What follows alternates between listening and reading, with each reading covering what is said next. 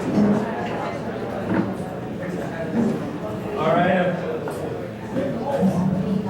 right, everybody, welcome. This is the very exciting moment that you've all been waiting for. All right, so thank you all so much for all of your hard work. We were so excited to see all the proposals in at midnight last night, and we were so excited to see all the presentations loaded up this morning. And now we're going to be very excited to see you present and pitch your research projects and your venture proposals. So I'm just going to briefly give you an overview of how the next 2 hours is going to work. So the goal is going to be for you to give short pitches to convince our panel of judges that your project is the best and deserves funding. Now, the reality is that this panel of judges are really not judges. This panel of judges are really supporters of all of you. And our goal is to give you feedback to help you make your projects better. So we're not going to be deciding on the best project today. We're going to be giving you feedback on how you can improve your projects. And then all of you will have the opportunity to go back as a group, revise your projects over the next few weeks, and submit your final proposal by December 1st. What we hope is that we will be able to award the seed grants by the end of the year, by January 1st, so that you can actually start your projects in January. Now, for each group, we're going to call you up one at a time. We're going to go in order, group 1, 2, 3, 4, 5, etc. So my apologies to group 1. It's hard being first, I know. But we're also going to be very strict on time. So you have 7 minutes to make your pitch. And that's going to be followed by 7 minutes of questions and comments from our panel.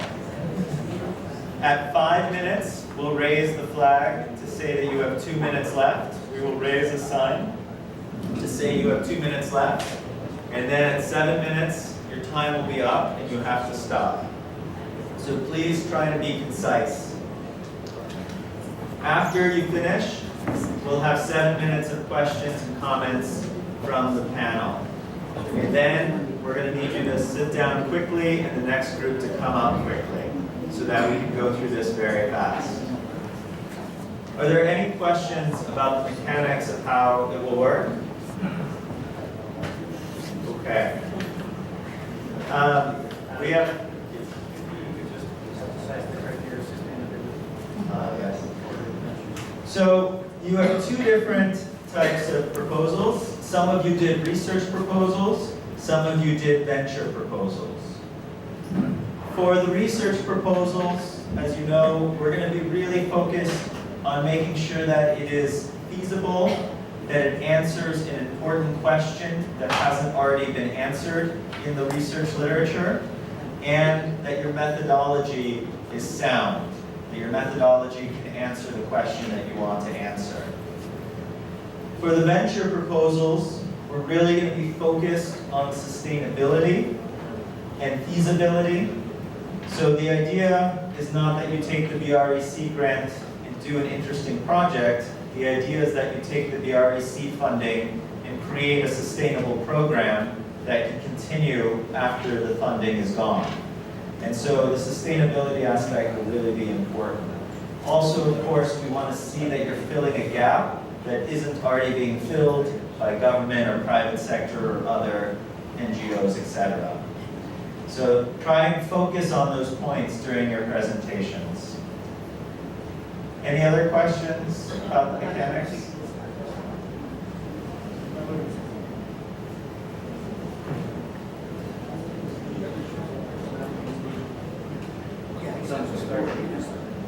Okay. Well, with that, then, we'll call up group 1, and we will begin.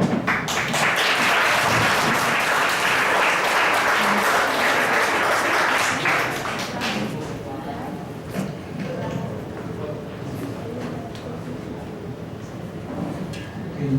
Good morning, everyone. I'm Dr. Rolana from Palawan State University. I'm going to present our research project proposal. It's titled Localizing Community Resilience of Coastal Communities in the Case of Binting, Huangtri, and Coron, Palawan.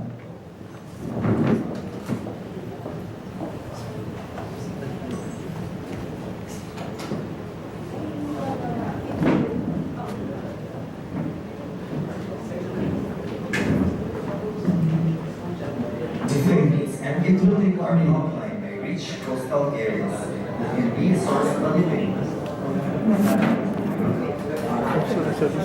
However, it also makes them vulnerable to natural hazards such as typhoons. Each year, there are 20 to 25 typhoons passing Philippines and 10 to 14 in Vietnam. Coastal areas receive most of the physical impact, and the affected groups are the fishermen and their families. Actually, both Philippines and Vietnam have their own actions in community resilience. However, we don't have the localized community resilience framework yet. That is why it is relevant and necessary to do the research localizing community resilience of coastal communities in case of Binling, Huangtri, and Coron, Palawan. So the rationale is we will focus on localizing the community resilience by crafting a comparative study on community disaster resilience of coastal areas in the Philippines, in Coron, and in Vietnam, in Huangtri. So for the objectives, first is to determine the level of community resilience to hydrometeorological hazards based on social protection, local technology, and coordination and communication. Second is to conduct a comparative analysis of community resilience of the two coastal communities. And last is to develop a localized community resilience framework or model applicable to Southeast Asian coastal communities. So this is the research locale, and this one is the Huangtri, it's a province, and of course, Coron is one of the municipality of Palawan. So why do we need to localize community resilience? The concept of resilience was crafted originally in the West, and as a country of coastal communities vulnerable with socio-cultural peculiarities, and the research is significant because it enhances existing local practices and evidence-based, providing accurate and appropriate strategies for local communities in Southeast Asia. So these are the existing review of literature. We have already the toolkit for mentioning community disaster resilience, and this one was done by the UP and CPAC. And then the other one is on a localized disaster resilience index that was done by Orencio and Fuji and was tested in Balear, Aurora. So these are the matrix showing what are the existing models or framework in assessing the community resilience of communities. In our group, we are focusing on three, which social protection, local technology, and communication and coordination, because these are overlooked and there are data gaps on this, and especially with communication because, for example, Filipinos are very, they like to use social media and the use of cell phones. So we think it is very important and these are not in the current literature. So for our methods, we're going to use a mixed method. For the quantitative part, we're going to develop our own localized community resilience index, and we will come up with a toolkit for measuring the community resilience based on the three parameters that we discussed earlier.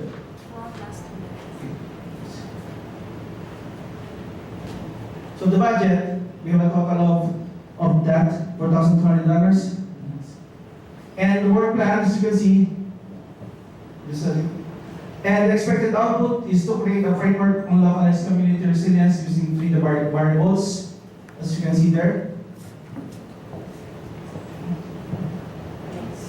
And then social media, political organization, community support system, we will identify those indicators. Social protection, health, food and livelihood, law and technology, skills, survival tool, wash, water, transportation, faith-based university, local government units, government agency collaboration. For the dissemination plan, the output of the research is to be published in regular journals in Vietnam and the Philippines or other journals, and we would like to share it in websites and social media. And the research is, we will make a policy recommendation for LGU and NGOs, conference papers, we're going to present it, and humanitarian peer exchange. So this is our group. So I hope you will consider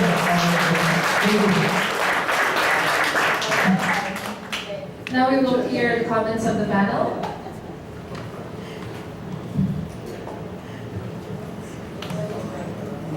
Thank you. So, thank you for your presentation and thank you for going first. It's always most difficult to be first before us. So, in your research proposal, you discuss how you're going to use both quantitative and qualitative methodologies, but I don't really have a sense for how you're actually going to collect the data. For the quantitative data collection, you say you're going to look for data that already has been collected by provincial or private actors, and I wonder about how certain you are that they actually have good data and that they'll be willing to share it with you.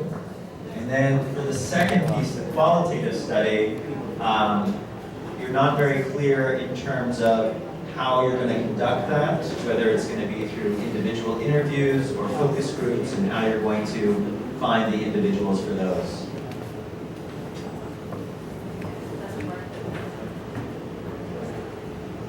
It's because I have only 7 minutes, so we were not able to include everything there, but it's in the proposal template. For the quantitative part, we are going to conduct household survey using we will develop a questionnaire, an instrument for assessing community resilience based on the localized, based on the 3 parameters that we identified, and we're going to do the household survey. And the secondary data is, we will look for example, in terms of communication, what was actually used during Typhoon Haiyan. But mainly is the household survey. Now for the qualitative part, we will use a triangulation in order to validate the quantitative data. We will do focus group discussion and then key informal interviews to validate the quantitative data from the household. And so for your quantitative survey, how many households do you expect to survey? We're going to do a sampling procedure because at the moment I don't have the exact population. But we're going to do the statistical sampling. Sure. So in your final proposal, when you submit it, it's going to be very important to describe that. I would be concerned about you having enough money with the C grant to actually do the number of household surveys you'll need to do to get a representative sample in these 2 communities. So you'll need to show how you're going to be able to afford to hire the data collectors and to conduct the survey with the budget you have available, and also demonstrate how you're going to collect enough households to be able to get a representative sample in these communities. My suggestion might be to potentially limit this to more of a qualitative study for the C grant, which will be cheaper to do, and then can provide you information that you can then use later to apply for other grant funding for a household if that's necessary.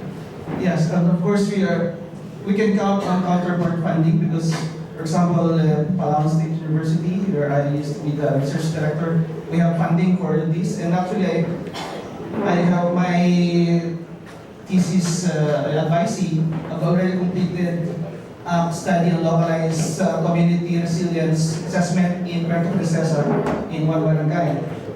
And they know how to do it, so we can maybe request them since they live in Palawan, they just need to maybe subsidize their transportation to Coron.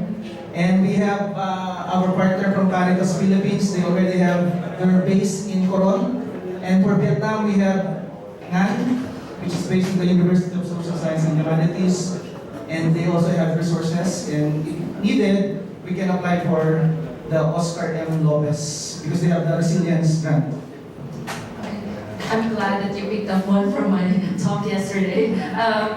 I was, as a qualitative researcher, my main concern is, or maybe just a suggestion, I know you're pressed with time to do this. I'd just like to suggest that in the proposal that you will be submitting to be more detailed on how you're going to do the qualitative research. Because most of the time we feel like qualitative research is just going to be, asking people how they feel and then repeating what they said. I'd be more interested how the methodology behind it and how you're going to code this information. Just so that we will have a better representation. I think if Mom Arlene is part of this group, Mom Arlene knows Max QDA, so she could probably help. You may mention that in the proposal that you might be using Max QDA. USD already purchased the Max QDA account, so I think that would be very helpful in making this a more scientific, qualitative research process. Yes, that's true. And of course, you may forget that you already did the training of Max QDA in Palawan State University. So she trained already some faculty of the College of Arts and Humanities, and we can include them. Those who were trained by Karim, we can include them in the qualitative part. Because I'm more into the natural science and PhD in environmental science. But those that you have trained there are in the social sciences. I'm sorry I forgot that part, but thanks. Yes. All right, we're going to be bringing in group 2.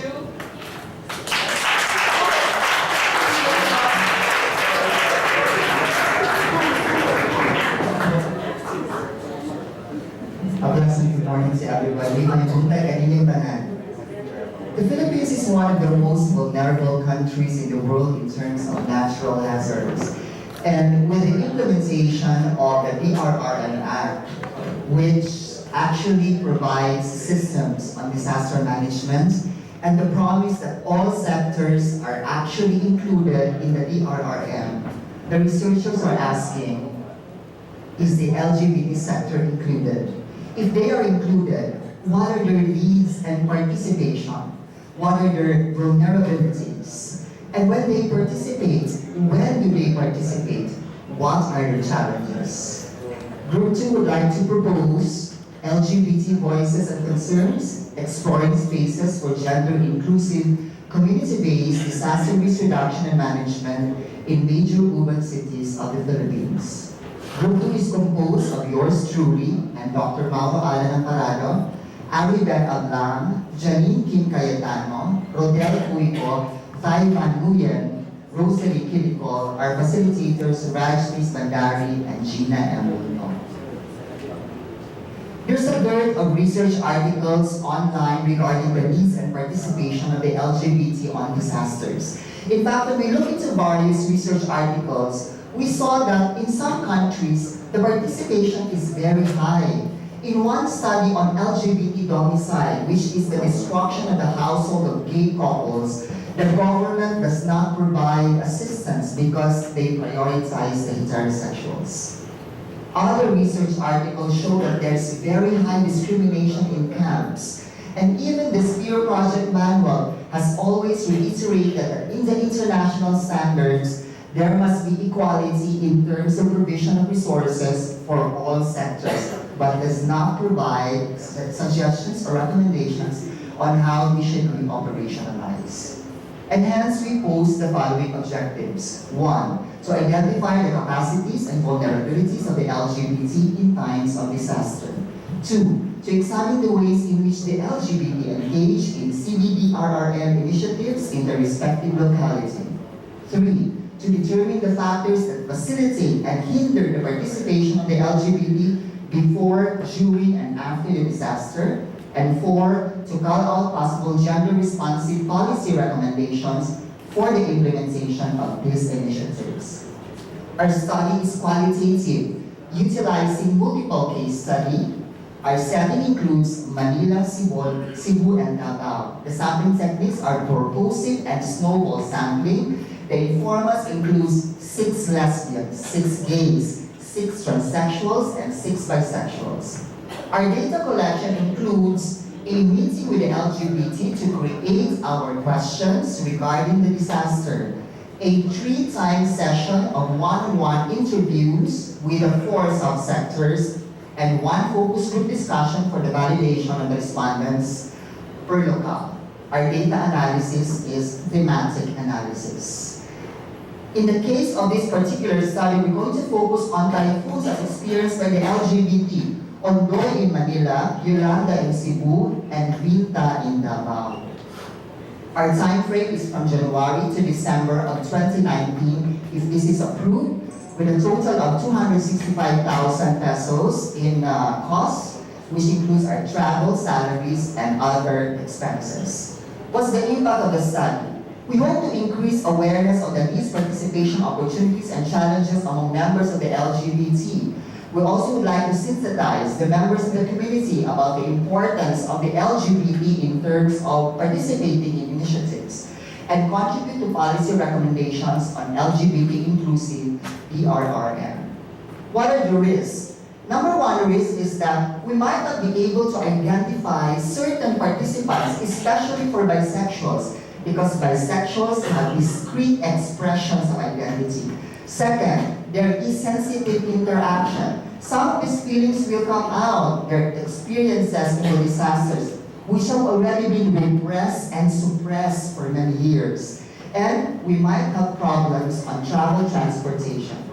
In terms of ethics, we would like to implement the right to self-determination as well as non-coercion during the study, the principles of confidentiality and the use of the pseudonyms and the respect for sexual orientation and gender identity expression. In terms of dissemination, we'd like to have a meeting, joint research conferences, a publishable research article in journals, policy briefs, social media, blogs, and blogs. These are our references. Thank you very much.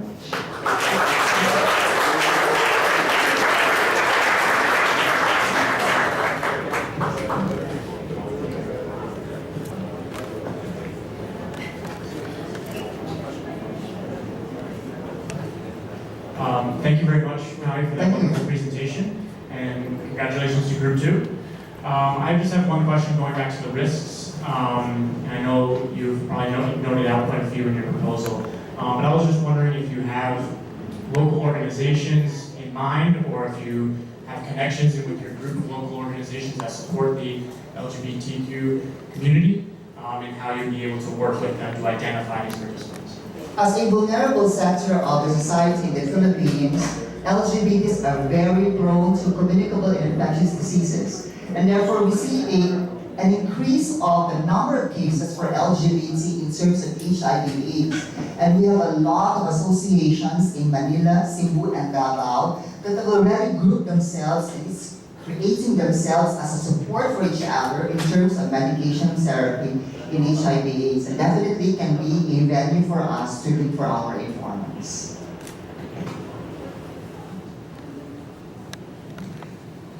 Hi, I'm very happy that there's such a proposal like this. My question is, first, you mentioned that there will be like 6666. I wonder how you figured out that number.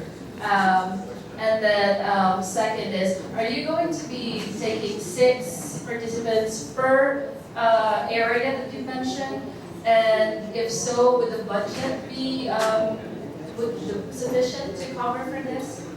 Initially, the group decided for a phenomenological study where, for references, it's about 2 to 5 informants which are actually distributed in a particular locale. And so from the 6 gays, we actually intend to look for 2 in Manila, 2 for Visayas, and 2 for Mindanao.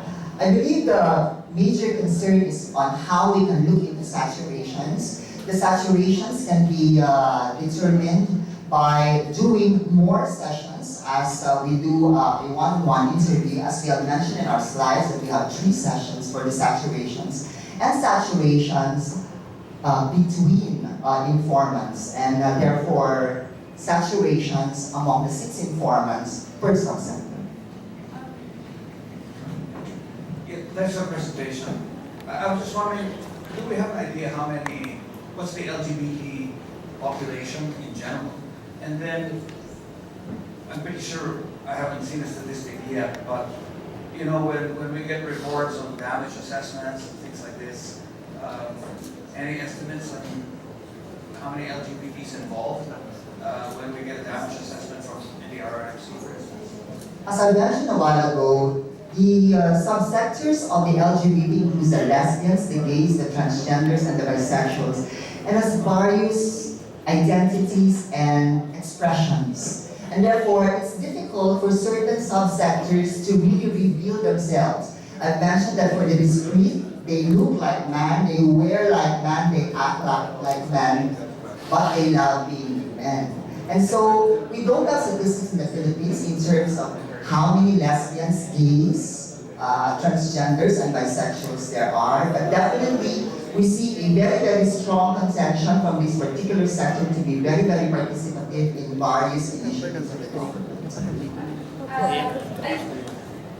Hi, Group 2. So I've worked with a lot of my publications in the past. It's been with the LGBT community and on HIV and AIDS. And I think this is a good initiative. It's just that I'm very worried about how you're selecting your informants for this. To say that you're going to do like two people per region, and to make that more like a grand narrative that you will play for them. I think that will discriminate the other voices, which in qualitative research is very, very important. So my suggestion, take it or not, is if you really want, I think my suggestion is for you to refine your selection process. But by that I'm saying that you were mentioning about how you're going to tap these people, and that will be through organizations. I think that will be a less dangerous path, because you cannot go around asking, "Gay, are you gay?" You can't do that, right? So you're going to discriminate eventually. We have an anti-discrimination bill already. You can't do that. So I think the best thing to do is to make this more like a case study. That will be a better option here. To make it a case study, go to organizations already and see how from those organizations they have like people who have, in short, go to the organizations. And I know you have limited time. We can discuss this over lunch.